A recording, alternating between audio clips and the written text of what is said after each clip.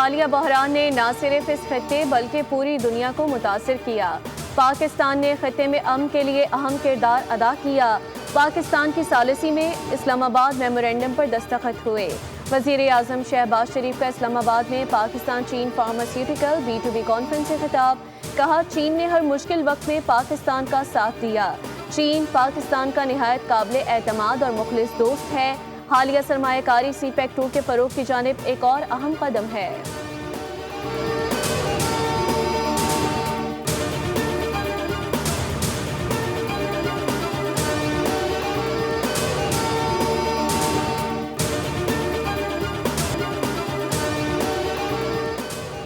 Andy برنہم برطانوی labour party کے نئے سربراہ منتخب۔ اینڈی برنہم کیئر سٹارمر کی جگہ برطانیہ کے نئے وزیر اعظم ہوں گے۔ تقریب سے خطاب میں اینڈی نے کہا کہ کیئر سٹارمر کی قیادت میں ہم نے بدترین شکست سے شاندار فتح تک سفر کیا۔ لیبر پارٹی کو مزید بلندیوں پر لے جانے کے لیے تیار ہوں۔ عوام نے ہمیں جس مقصد کے لیے پکارا ہے ہم اس کا بھرپور جواب دیں گے۔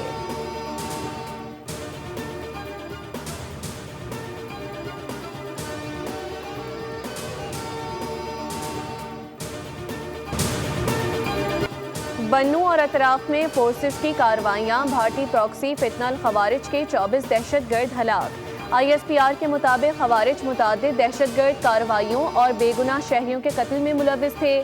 بنوں میں حالیہ خودکش حملے کے تمام سہولت کاروں اور ذمہ داروں کو انصاف کے کٹہرے میں لایا جائے گا۔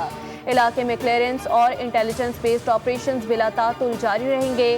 پاکستان سے بیرونی سرپرستی میں ہونے والی دہشت گردی کا مکمل خاتمہ کیا جائے گا۔ صدر اور وزیر اعظم کا کامیاب کارروائیوں پر فورسز کو خراج تحسین پیش۔ دہشت گردی کے خلاف فورسز کی قربانیاں ناقابل فراموش قرار۔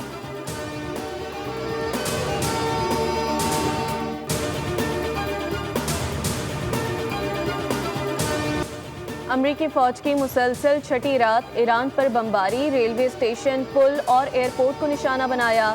صوبہ ہرمزگان میں بندر خمیر پل پر امریکی حملے میں ہلاکتوں کی تعداد بڑھ کر 8 ہو گئی۔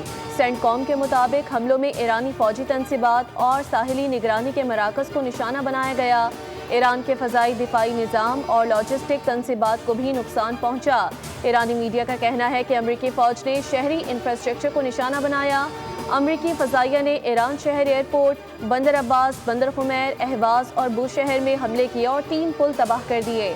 بندر عباس میں رہائشی عمارت، کمیونیکیشن ٹاور، ریلوے اسٹیشن پر بھی حملہ کیا۔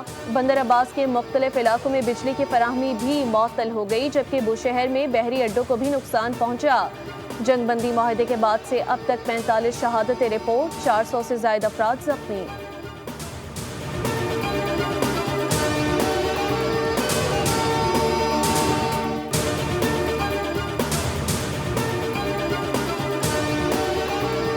امریکی جارحیت کے جواب میں ایران کے کویت میں حملے، اہم تنصیبات کو نشانہ بنایا۔ بحرین میں امریکی ہیلی کاپٹرز اور جاسوس طیاروں کو نشانہ بنانے کا دعویٰ۔ پاسداران انقلاب کا کہنا ہے کہ انہوں نے امریکی حملوں کے جواب میں آپریشن نصر 2 کی 11ویں لہر کے تحت شام کے علاقے التنف میں امریکی فوج کے اسپیشل آپریشنز کمانڈ سینٹر پر حملہ کیا۔ یہ کارروائی بمبور میں شہید ہونے والے فوجی اہلکاروں کے بدلے میں کی گئی۔ حملے کے دوران ایک ریڈار سسٹم کو تباہ کیا گیا، جبکہ اسپیشل آپریشنز کے لیے استعمال ہونے والے متعدد ہیلی کاپٹرز کو بھی نشانہ بنایا گیا۔ پاسداران انقلاب نے دعویٰ کیا کہ آبنۂ ہرمز پر مکمل کنٹرول بدستور ایرانی افواج کے پاس ہے۔ جب تک امریکہ کی جارحانہ کارروائیاں جاری رہیں گی، اس خطے سے تیل اور گیس کی ایک بوند بھی برآمد نہیں ہونے دی جائے گی۔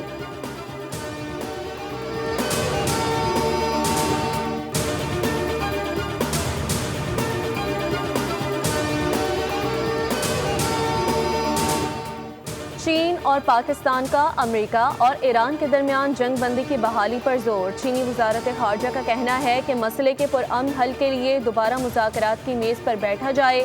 تمام فریقین اپنے کیے گئے وعدوں پر عمل درآمد یقینی بنائیں۔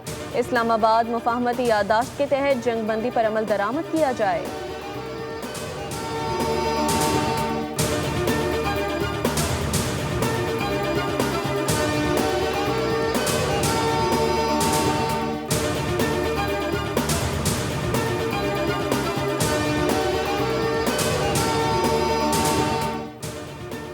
ایران سے سفارتکاری کے دروازے بند نہیں ہوئے، بات چیت جاری ہے۔ ترجمان کیرولین لیوٹ نے کہا کہ صدر ٹرمپ ایران کو اس وقت جواب دہ ٹھہرائیں گے جب وہ امریکہ سے کیے گئے وعدوں سے پیچھے ہٹے گا۔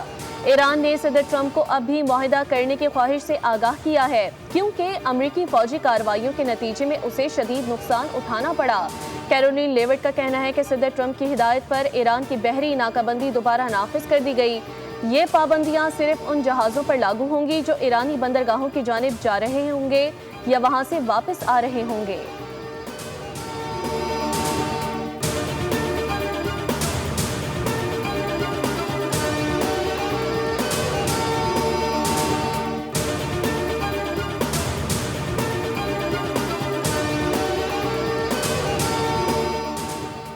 امریکی نائب صدر جے ڈی وینس نے ایران مذاکرات سے مالی فائدہ اٹھانے کے الزامات کو مسترد کر دیا۔ کہا جیریڈ کشنر اور اسٹیو وٹکوف کے خلاف تمام الزامات بے بنیاد ہیں۔ جے ڈی وینس کے مطابق دونوں صدر کی ٹیم کے قابل اعتماد ارکان ہیں، جبکہ اندرونی معلومات سے مالی فائدہ اٹھانے کا تاثر بھی سراسر مضحکہ خیز ہے۔ انہوں نے مزید کہا کہ خطے میں امن اور خوشحالی کے لیے کشنر اور وٹکوف نے نمایاں کردار ادا کیا۔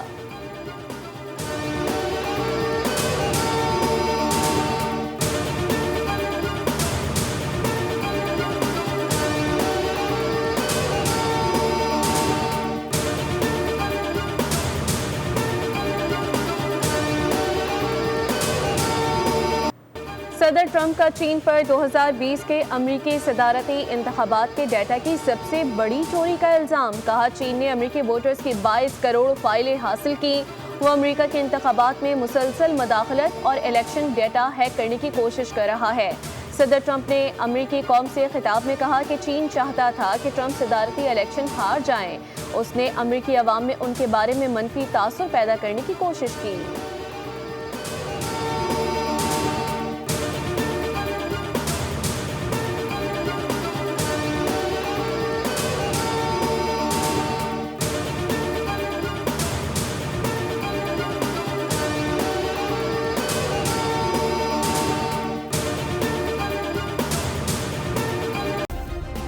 سبسکرائب کریں اور بیل دبائیں تاکہ کوئی خبر رہ نہ جائے۔